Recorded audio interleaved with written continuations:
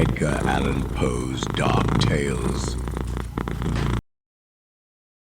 Never Bet the Devil Your Head, by Edgar Allan Poe.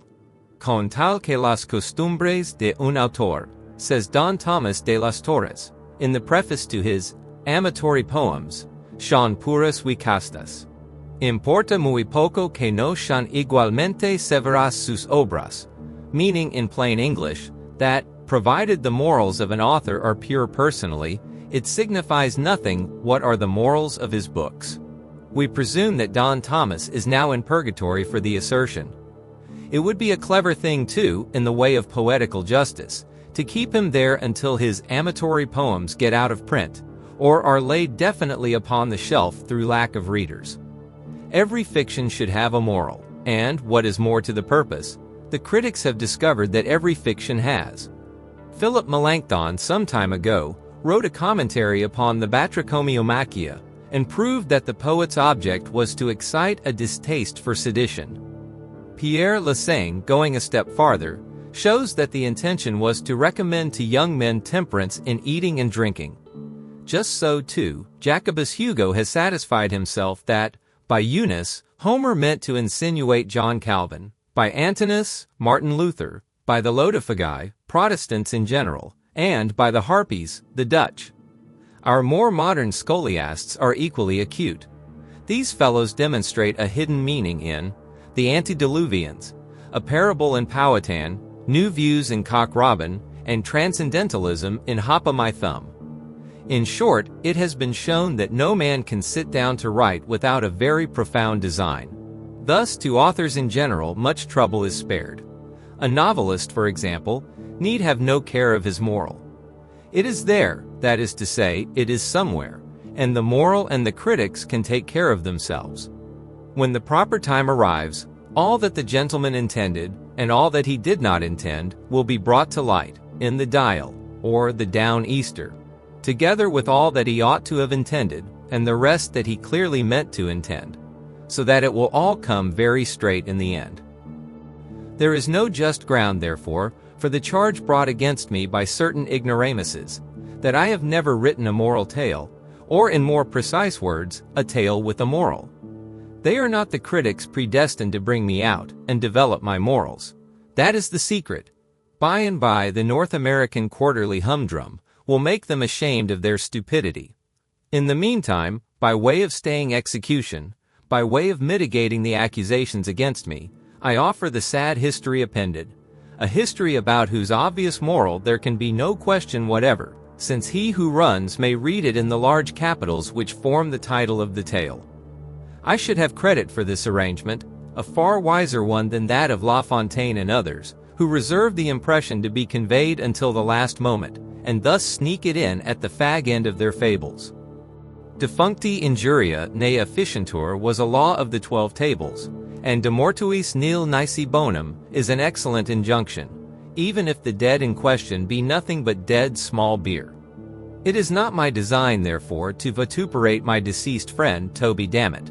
He was a sad dog, it is true, and a dog's death it was that he died, but he himself was not to blame for his vices. They grew out of a personal defect in his mother. She did her best in the way of flogging him while an infant, for duties to her well-regulated mind were always pleasures, and babies, like tough steaks or the modern Greek olive trees, are invariably the better for beating. But poor woman! She had the misfortune to be left-handed, and a child flogged left-handedly had better be left unflogged. The world revolves from right to left. It will not do to whip a baby from left to right. If each blow in the proper direction drives an evil propensity out, it follows that every thump in an opposite one knocks its quota of wickedness in. I was often present at Toby's chastisements, and even by the way in which he kicked, I could perceive that he was getting worse and worse every day. At last I saw, through the tears in my eyes, that there was no hope of the villain at all, and one day when he had been cuffed until he grew so black in the face that one might have mistaken him for a little African, and no effect had been produced beyond that of making him wriggle himself into a fit, I could stand it no longer, but went down upon my knees forthwith, and uplifting my voice, made prophecy of his ruin. The fact is that his precocity and vice was awful, At 5 months of age, he used to get into such passions that he was unable to articulate. At 6 months, I caught him gnawing a pack of cards. At 7 months, he was in the constant habit of catching and kissing the female babies. At 8 months, he peremptorily refused to put his signature to the temperance pledge. Thus he went on increasing in iniquity, month after month, until, at the close of the first year, he not only insisted upon wearing mustaches, but had contracted a propensity for cursing and swearing, and for backing his assertions by bets. Through this latter most ungentlemanly practice, the ruin which I had predicted to Toby Dammit overtook him at last. The fashion had grown with his growth and strengthened with his strength, so that when he came to be a man, he could scarcely utter a sentence without interlarding it with a proposition to gamble. Not that he actually laid wagers, no. I will do my friend the justice to say that he would as soon have laid eggs. With him, the thing was a mere formula, nothing more. His expressions on this head had no meaning attached to them whatever.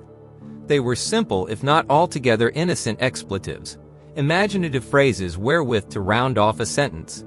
When he said, "I'll bet you so and so," nobody ever thought of taking him up, but still I could not help thinking it my duty to put him down. The habit was an immoral one, and so I told him. It was a vulgar one, this I begged him to believe. It was discountenanced by society. Here I said nothing but the truth. It was forbidden by Act of Congress. Here I had not the slightest intention of telling a lie.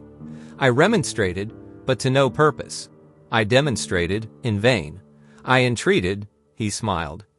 I implored, he laughed. I preached, he sneered. I threatened, he swore. I kicked him, he called for the police. I pulled his nose, he blew it, and offered to bet the devil his head that I would not venture to try that experiment again. Poverty was another vice which the peculiar physical deficiency of Dammit's mother had entailed upon her son. He was detestably poor, and this was the reason, no doubt, that his expletive expressions about betting seldom took a pecuniary turn. I will not be bound to say that I ever heard him make use of such a figure of speech as, "I'll bet you $1." It was usually, "I'll bet you what you please," or "I'll bet you what you dare," or "I'll bet you a trifle," or else, more significantly still, "I'll bet the devil my head." This latter form seemed to please him best, perhaps because it involved the least risk, for Dammit had become excessively parsimonious. Had anyone taken him up, his head was small, and thus his loss would have been small too. But these are my own reflections, and I am by no means sure that I am right in attributing them to him. At all events, the phrase in question grew daily in favor, notwithstanding the gross impropriety of a man betting his brains like banknotes. But this was a point which my friend's perversity of disposition would not permit him to comprehend. In the end, he abandoned all other forms of wager, and gave himself up to, "I'll bet the devil my head," with a pertinacity and exclusiveness of devotion that displeased not less than it surprised me. I am always displeased by circumstances for which I cannot account. Mysteries force a man to think, and so injure his health. The truth is, there was something in the air with which Mr. Dammit was wont to give utterance to his offensive expression, something in his manner of enunciation, which at first interested and afterwards made me very uneasy, something which, for want of a more definite term at present, I must be permitted to call queer, but which Mr. Coleridge would have called mystical, Mr. Kant pantheistical, Mr. Carlyle twistical, and Mr. Emerson hyperquisitistical. I began not to like it at all. Mr. Dammit's soul was in a perilous state. I resolved to bring all my eloquence into play to save it. I vowed to serve him as St. Patrick, in the Irish Chronicle, is said to have served the toad, that is to say, awaken him to a sense of his situation. I addressed myself to the task forthwith. Once more I betook myself to remonstrance. Again I collected my energies for a final attempt at expostulation. When I had made an end of my lecture, Mr. Dammit indulged himself in some very equivocal behavior. For some moments he remained silent, merely looking me inquisitively in the face. But presently he threw his head to one side and elevated his eyebrows to a great extent. Then he spread out the palms of his hands and shrugged up his shoulders. Then he winked with the right eye. Then he repeated the operation with the left. Then he shut them both up very tight. Then he opened them both so very wide that I became seriously alarmed for the consequences. Then, applying his thumb to his nose, he thought proper to make an indescribable movement with the rest of his fingers. Finally, setting his arms akimbo, he condescended to reply. I can call to mind only the beads of his discourse. He would be obliged to me if I would hold my tongue. He wished none of my advice. He despised all my insinuations. He was old enough to take care of himself. Did I still think him Baby Dammit? Did I mean to say anything against his character? Did I intend to insult him? Was I a fool? Was my maternal parent aware, in a word, of my absence from the domiciliary residence? He would put this latter question to me as to a man of veracity, and he would bind himself to abide by my reply. Once more he would demand explicitly if my mother knew that I was out. My confusion, he said, betrayed me, and he would be willing to bet the devil his head that she did not. Mr. Dammit did not pause for my rejoinder. Turning upon his heel, he left my presence with undignified precipitation. It was well for him that he did so. My feelings had been wounded. Even my anger had been aroused. For once, I would have taken him up upon his insulting wager.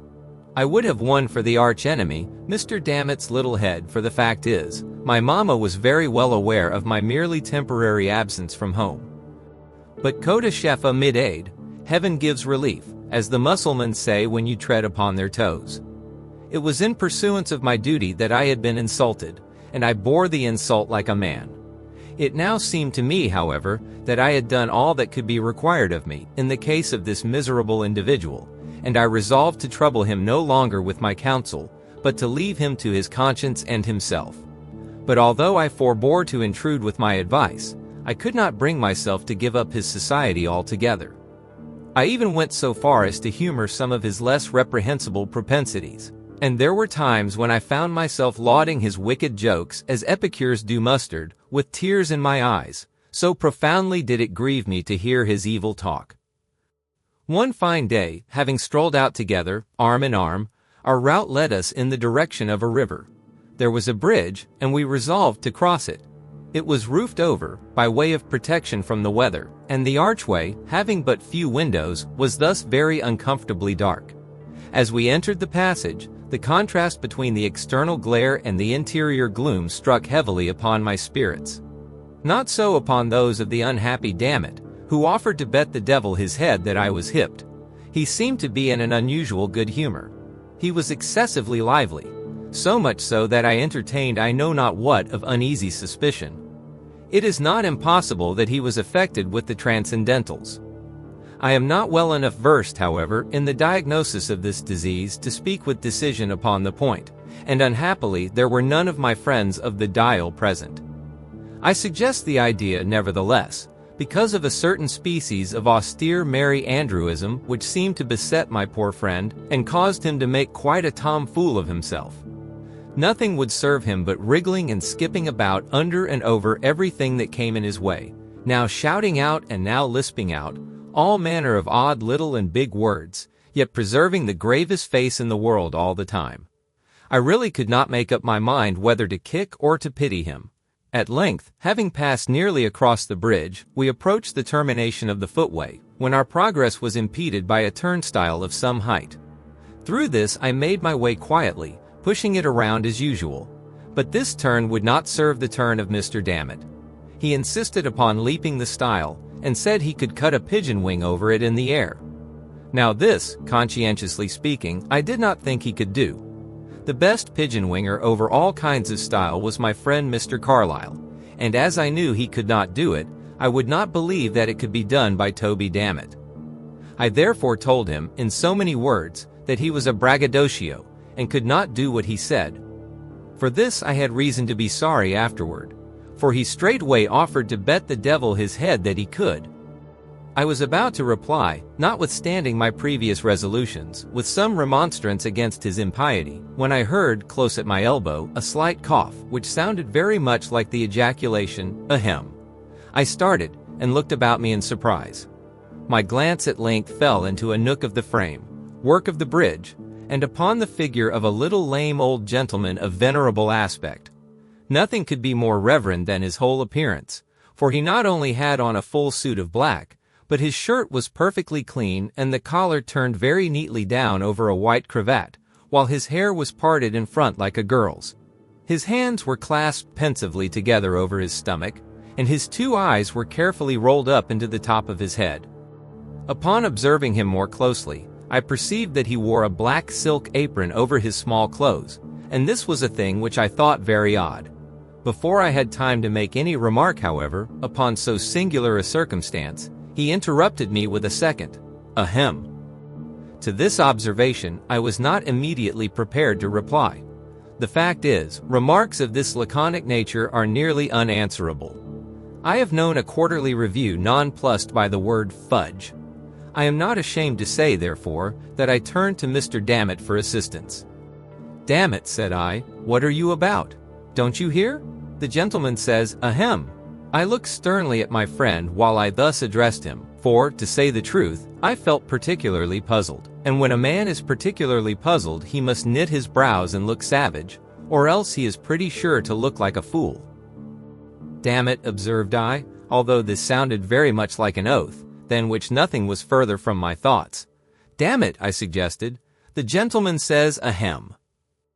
I do not attempt to defend my remark on the score of profundity. I did not think it profound myself, but I have noticed that the effect of our speeches is not always proportionate with their importance in our own eyes. And if I had shot Mr. D through and through with a Pakesan bomb, or knocked him in the head with the poets and poetry of America, he could hardly have been more discomfited than when I addressed him with those simple words. "Damn it, what are you about? Don't you hear? The gentleman says, ahem." "You don't say so," gasped he at length, after turning more colors than a pirate runs up, one after the other, when chased by a man of war. "Are you quite sure he said that?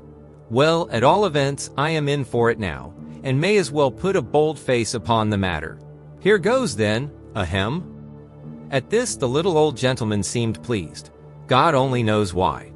He left his station at the nook of the bridge, limped forward with a gracious air, took Dammit by the hand and shook it cordially, looking all the while straight up in his face with an air of the most unadulterated benignity, which it is possible for the mind of man to imagine. "I am quite sure you will win it, Dammit," said he, with the frankest of all smiles. "But we are obliged to have a trial, you know, for the sake of mere form." "Ahem," replied my friend, taking off his coat with a deep sigh, tying a pocket handkerchief around his waist, and producing an unaccountable alteration in his countenance by twisting up his eyes and bringing down the corners of his mouth. "Ahem." "And ahem," said he again after a pause, and not another word more than ahem did I ever know him to say after that. "Aha," thought I, without expressing myself aloud, "this is quite a remarkable silence on the part of Toby Dammit, and is no doubt a consequence of his verbosity upon a previous occasion. One extreme induces another. I wonder if he has forgotten the many unanswerable questions which he propounded to me so fluently on the day when I gave him my last lecture. At all events, he is cured of the transcendentals." "Ahem," here replied Toby, just as if he had been reading my thoughts, and looking like a very old sheep in a reverie. The old gentleman now took him by the arm, and led him more into the shade of the bridge, a few paces back from the turnstile. "My good fellow," said he, "I make it a point of conscience to allow you this much run. Wait here, till I take my place by the stile, so that I may see whether you go over it handsomely, and transcendentally, and don't omit any flourishes of the pigeon wing. A mere form, you know. I will say 1, 2, 3, and away. Mind you, start at the word away." Here he took his position by the stile, paused a moment as if in profound reflection, then looked up and, I thought, smiled very slightly, then tightened the strings of his apron, then took a long look at Dammit, and finally gave the word as agreed upon. 1, 2, 3, and away. Punctually at the word away, my poor friend set off in a strong gallop. The stile was not very high like Mr. Lord's, nor yet very low like that of Mr. Lord's reviewers, but upon the whole I made sure that he would clear it. And then what if he did not? Ah, that was the question. What if he did not? What right, said I, had the old gentleman to make any other gentleman jump? The little old dot and carry one. Who is he? If he asks me to jump, I won't do it, that's flat, and I don't care who the devil he is. The bridge, as I say, was arched and covered in a very ridiculous manner, and there was a most uncomfortable echo about it at all times, an echo which I never before so particularly observed as when I uttered the 4 last words of my remark. But what I said, or what I thought, or what I heard, occupied only an instant. In less than 5 seconds from his starting, my poor Toby had taken the leap. I saw him run nimbly, and spring grandly from the floor of the bridge, cutting the most awful flourishes with his legs as he went up. I saw him high in the air, pigeon-winging it to admiration just over the top of the stile, and of course I thought it an unusually singular thing that he did not continue to go over. But the whole leap was the affair of a moment, and before I had a chance to make any profound reflections, down came Mr. Dammit on the flat of his back, on the same side of the stile from which he had started. At the same instant, I saw the old gentleman limping off at the top of his speed, having caught and wrapped up in his apron something that fell heavily into it from the darkness of the arch just over the turnstile. At all this I was much astonished, but I had no leisure to think, for Dammit lay particularly still, and I concluded that his feelings had been hurt, and that he stood in need of my assistance. I hurried up to him and found that he had received what might be termed a serious injury. The truth is, he had been deprived of his head, which after a close search I could not find anywhere, so I determined to take him home and send for the homeopathists. In the meantime a thought struck me, and I threw open an adjacent window of the bridge, when the sad truth flashed upon me at once. About 5 feet just above the top of the turnstile, and crossing the arch of the footpath so as to constitute a brace, there extended a flat iron bar, lying with its breadth horizontally, and forming one of a series that served to strengthen the structure throughout its extent. With the edge of this brace it appeared evident that the neck of my unfortunate friend had come precisely in contact. He did not long survive his terrible loss. The homeopathists did not give him little enough physic, and what little they did give him he hesitated to take. So in the end he grew worse, and at length died, a lesson to all riotous livers. I bedewed his grave with my tears, worked a bar sinister on his family escutcheon, and for the general expenses of his funeral, sent in my very moderate bill to the transcendentalists. The scoundrels refused to pay it, so I had Mr. Dammit dug up at once, and sold him for dog's meat.